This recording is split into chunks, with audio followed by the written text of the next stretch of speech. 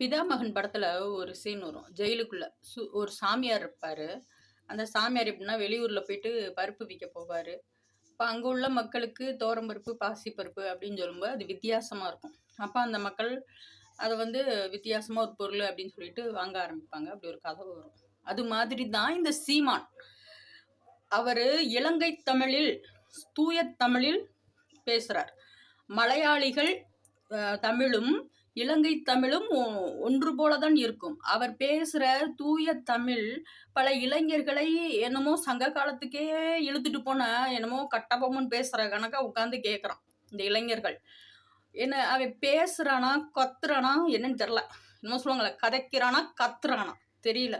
ஆனா பேசுற அந்த தூய தமிழுக்கு தான் ஃபர்ஸ்ட் இளைஞர்கள் அடிமைப்பட்டு இருந்திருப்பாங்க. அந்த வித்தியாசமான தமிழ். அவன் பார்த்தீங்கன்னா, இலங்கை மக்கள் எப்படி ஒரு தூய தமிழ்ல சகோதரன், தம்பி, உடன்பிறப்பு அப்படின்னு பேசுவாரோ அதுதான். அங்க வேற ஒண்ணும் இல்ல. அந்த பிதாமகன் படத்துல அந்த சாமியார் எப்படி பருப்பை கூவி கூவி வித்தாரோ அப்படித்தான் வரும். ஏன்னா அது நீங்களே கொஞ்சம் பாருங்க.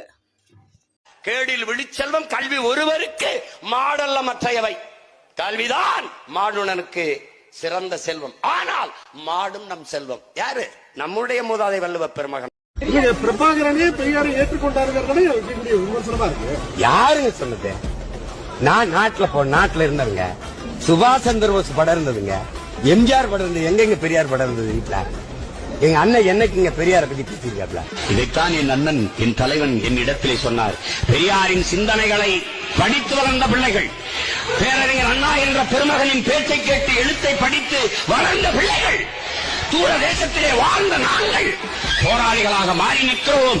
பெரியார் என்ற பெருமகனின் நிழலிலே வளர்ந்தவர்கள், அவர் அடிச்சுவரிலே பாதை எடுத்து பயணித்தவர்கள்.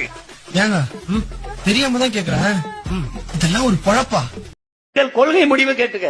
ஐயோ அம்மா, நான் இனத்தால் திராவிடன், ரத்தத்தால் கம்யூனிஸ்ட். உண்மையை பேசுவான், ஓங்கி பேசுவான்.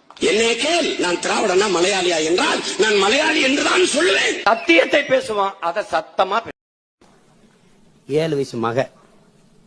அப்பா நீங்க அண்ணனுக்கு விவசாய சின்னத்துல போடுவீங்களாப்பா? போடு.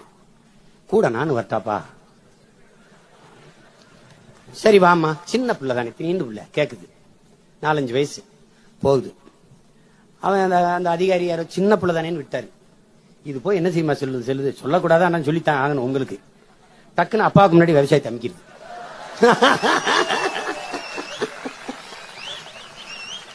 இது கள்ள ஓட்டு கணக்குல வராது, ரொம்ப நல்ல ஓட்டு கணக்குல வந்துடும். 3 வயசு 5 வயசு குழந்தை உச்சி கொட்டி கேட்கும்.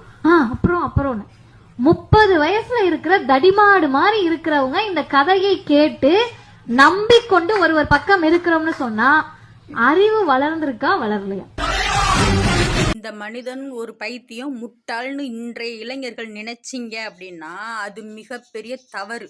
ஏன்னா இவர் இன்னொரு செந்தில் பாலாஜியாகவோ கருணாநிதியாகவோ மாறுறதுக்கு வாய்ப்பு உண்டு. இவன் ஒரு கூமுட்டை அப்படிங்கிறது நீங்க கண்டுபிடிச்ச பெரிய வித்தை கிடையாது. அத்தனையும் தெரிஞ்சுதானே இவனை வச்சிருக்காங்க.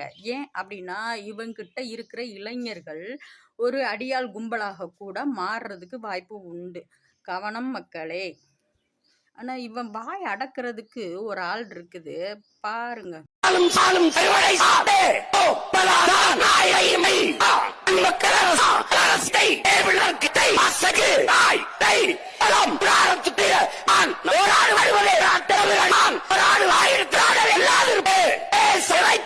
இந்த படத்துல